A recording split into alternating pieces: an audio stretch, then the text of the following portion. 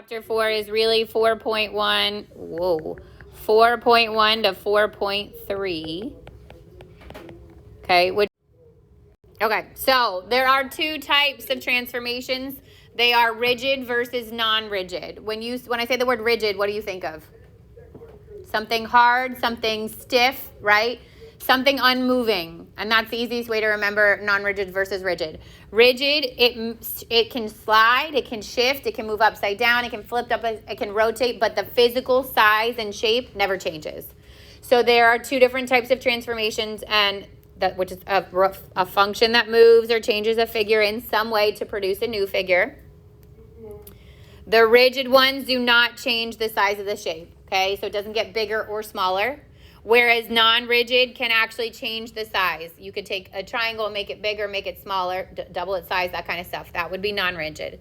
We're going to focus only on rigid transformations, okay? The original image or the original figure is called the new figure is called the image. The original is called the pre-image. So think pre comes before, right? So the original one would be the pre-image, and then whatever happens after the transformation is called the image. So it's going to ask you, it's going to give you something, and it will, like a picture might say pre-image and image, and you got to know which one came first. The pre-image is the original. All right, so within rigid motion, there are three types: translations, reflections, and rotations. A translation is like a slide. You're literally shifting your image to the right, up, left, down, in any direction that you want. But the shape is staying in the same direction. So if I look at the one that's here, this is a translation, okay? The pre-image in these are in the blue. The letters are your normal letters A, B, and C. So those are your pre-image. That's your original image. That blue triangle got slid to the right. It's still facing the same direction. And this new image, the names have these little tick marks. So this is A prime, B prime, and C prime. Those are my new coordinate points. They all have to change the same way. So if I were to look at A, it went 1, 2, 3, 4, 5 spaces to the right. So my X went forward 5, and it went 1 space down, which means my Y gets shifted down 1. So if I was to write this actual change, it's an X plus 5 because my X went to the right 5. And it's a Y minus 1 because my Y slid down 1. The same thing would happen with B and C. So it would be 1, 2, 3, 4, 5 to the right and 1 down. C, 1, 2, 3, 4, 5 to the right and 1 down. So your translation has to go in the same direction. There's a vertical end or a horizontal component because you can just move one. So I could add to the X but not change the Y. I could subtract from the Y but not change the X. But if you are physically shifting it right, left, up, or down, that's called a translation.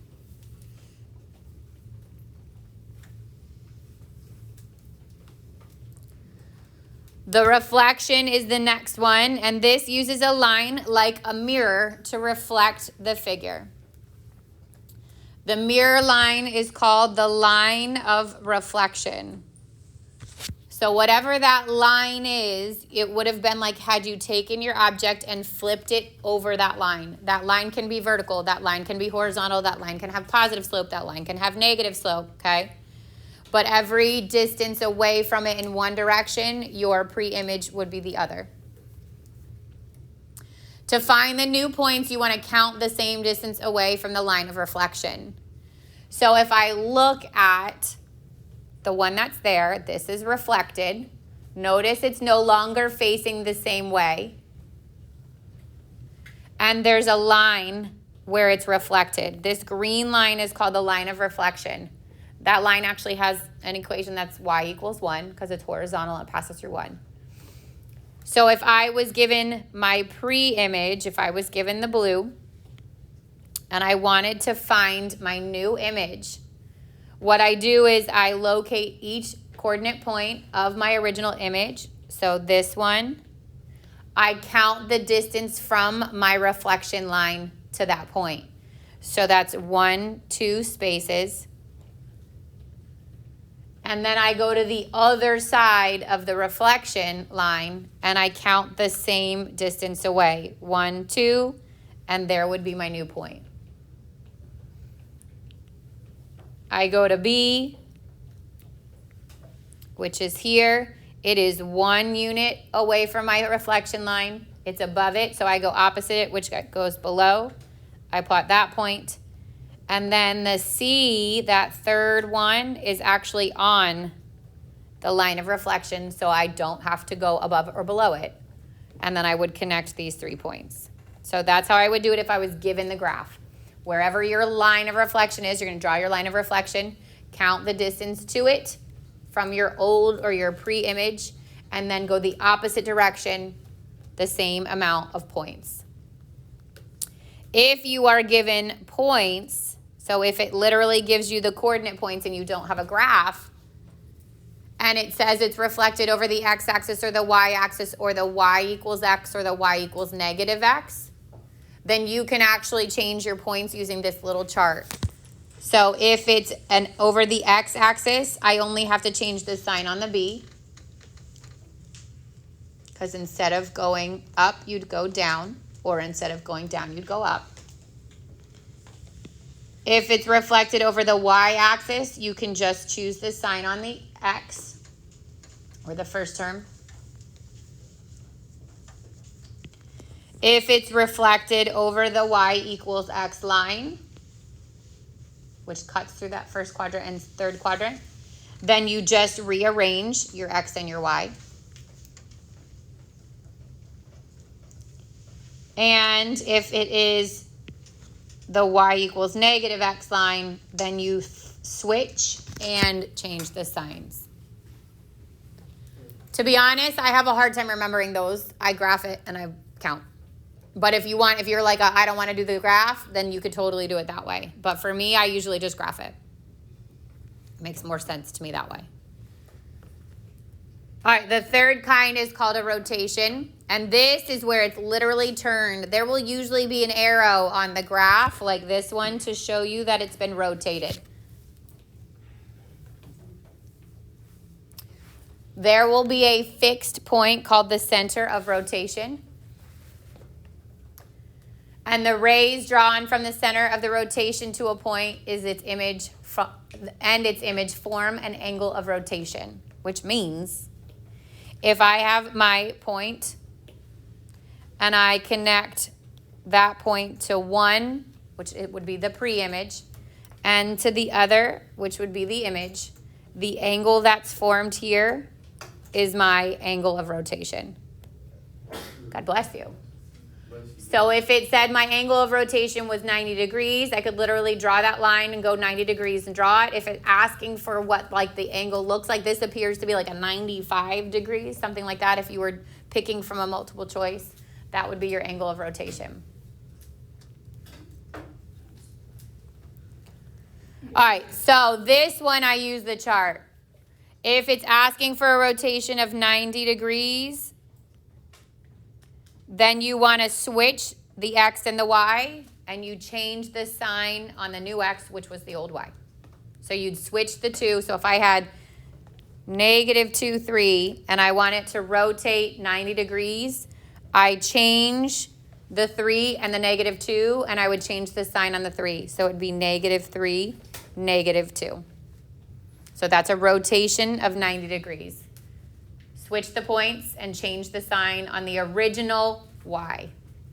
So is it always going to be a rotation of 90 when you do 2 cents? It will be a rotation, yeah. It'll always be 360 would put you all the way back around. In order to figure out the points, yes. From a graph, not necessarily. So it'll never be like a rotation of 91 degrees?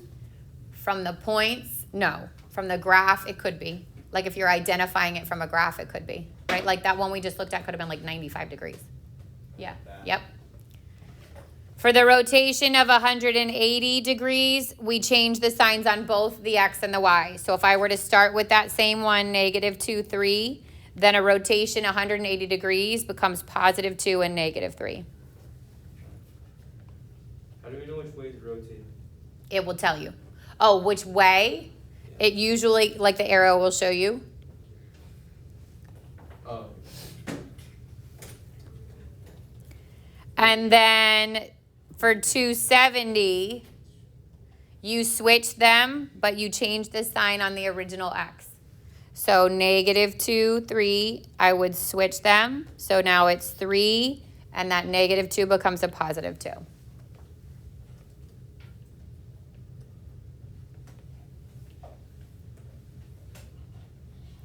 So how I've seen this, like this appeared, I think it was on the one of the ACT or the pre-ACT last year, and it was basically like here is some sort of transformation. Describe what it would be. Is it a reflection? Is it a rotation? Is it a translation? Something like that. Okay.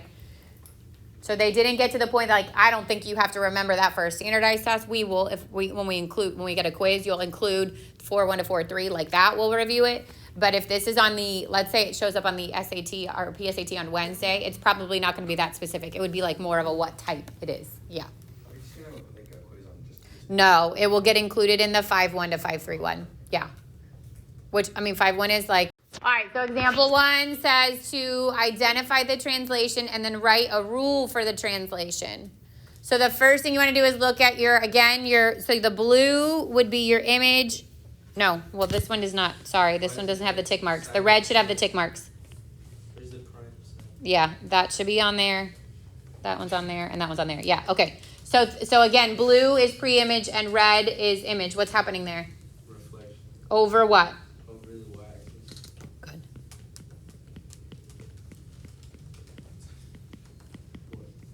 So it's mirrored, right? That's how I know it's a reflection. And then I would find the line directly in the middle of it, where it would look like it would. You can't even see that. Oh, I know why there's no sign of prime. Okay, go to 2. Now we've got the prime marks. I put translation, Okay. and I put y plus 5 and then x minus 2. Okay, I don't even know if that's right. Let's count. So M, 1, 2, that's a positive on the Y. Oh, shoot. 1, 2, 3, 4, 5. A negative on the X. Did you count the other way? Yeah. Yeah. So this would be X minus 5 and Y plus 2. Because you're going from, Isn't it y? so you're Y, like go to the L's, right? Go L to L prime. You go left 1, 2, 3, 4, 5. So that's an X minus 5. And then you went up 1, 2. That's a Y plus 2. Okay.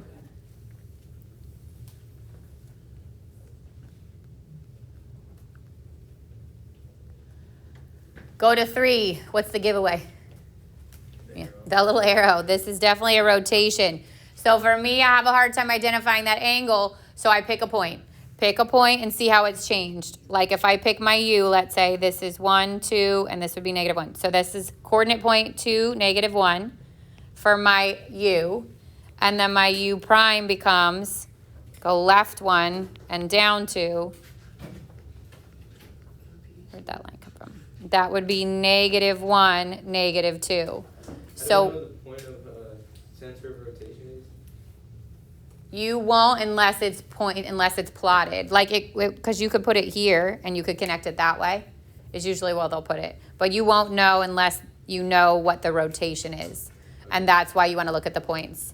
So then if you go back to those rules, which is here.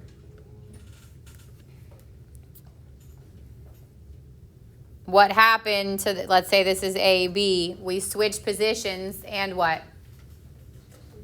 And the A changed sign, which means this is a rotation of 270 degrees. So your A and B switched, and the 2 became a negative 2, which was the A on the original one. So this is a rotation of 270 degrees.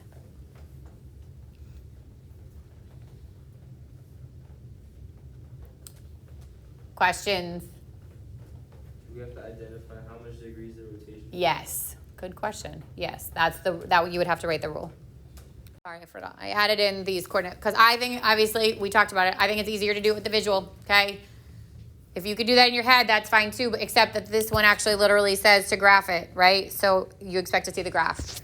When you are doing this on big ideas, you're actually plotting those points. If you're getting frustrated in any way, shape, or form because your shape is not graphing perfectly, if you have it graphed on Notability, that's fine. I don't need you to stress out about the online interface. You're not going to get tested or quizzed on that online interface, okay? So it's fine if you just do it in Notability. If you want to see if it's right, obviously, you'll check it doing that, like you'll move your points.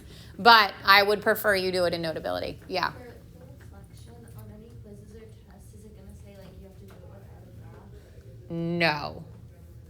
No, you would have the graph. Yeah. All right, so we're starting with, it's every time it's the same triangle, which is P, negative 2, 3. Q, 1, 2. And R, 3, negative 1.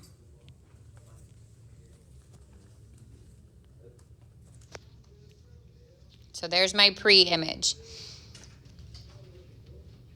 1 says, which would be a what? What's it called? If you're doing a shift of the X and the Y? Translation. So it says take the X and add the 4. So you could do it from here. I could just take my coordinate points and add 4 to each X. And P would change to negative 6. Q would change to 5.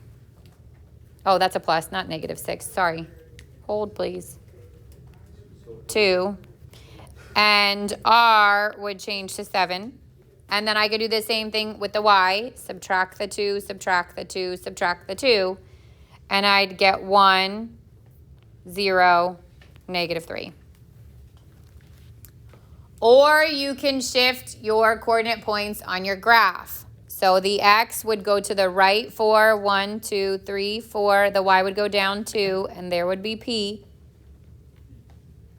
prime. And then I would do Q, add 4, 1, 2, 3, 4, down 2. And that's Q prime. And then do the same thing with R. Take the R, 1, 2, 3, 4, 1, 2, and that's R prime. Sorry? Yeah. Yeah. And then you could confirm that with the coordinate points you got. That one would be easy to check. 2, 1 is there, 5, 0 is there, and 7, negative 3 is there.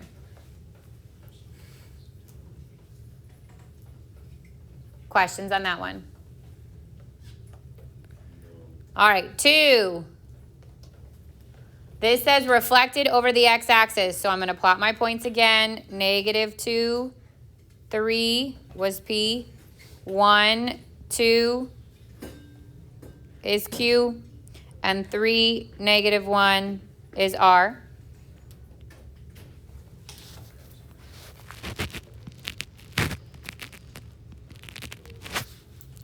And it wants you to reflect it over the x-axis.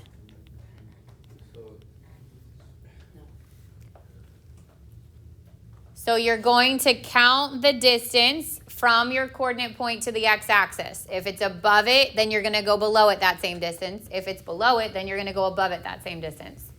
So from the x-axis to P would be 1, 2, 3. So instead of going up, I'm counting down. 1, 2, 3, and put my 1, 2, 3, and put my point. And that's P prime. For Q, we went up 1, 2, so we're going to count down 1, 2, and that's Q prime. And for R, which is below the line 1, we're actually going to go above the line 1, and that's R prime. God bless you.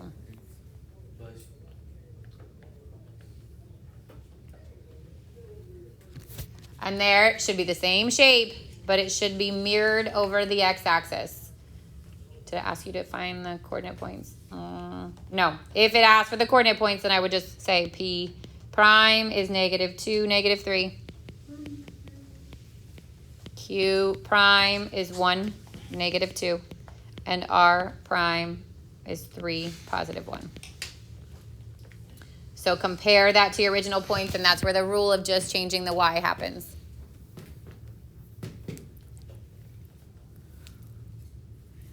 questions on that one? All right, 3 says 180 about the origin. So if it's 180 degrees, I don't know which way it's turning. you'll plot your points. So it won't matter. Your points will show. So you won't have to draw the arrow. Is that what you mean? Yeah. Yeah, you won't. You'll just plot the points. So I'm going to do the points, which again, -2, 3 was P. 1, 2 is Q. 3, -1 is R.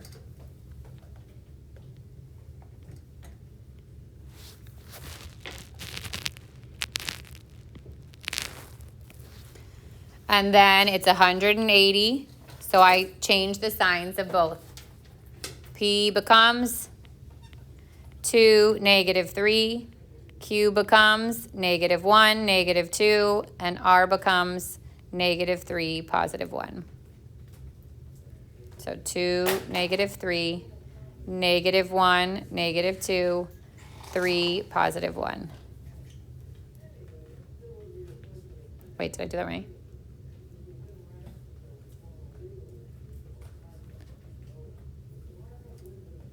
Change. Yeah, okay. Oh, I know what's wrong. This is not. 1.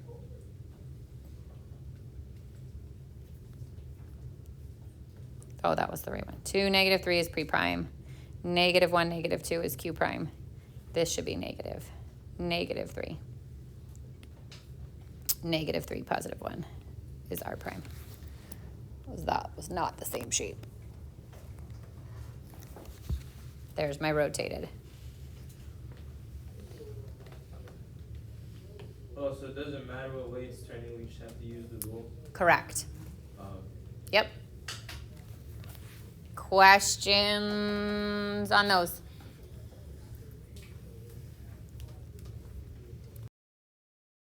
Looking at the one on the left, let's say it gives you this diagram or it gives you the coordinate points and it asks you to reflect it, right? But this time it says x equals -1. What kind of line is x equals -1?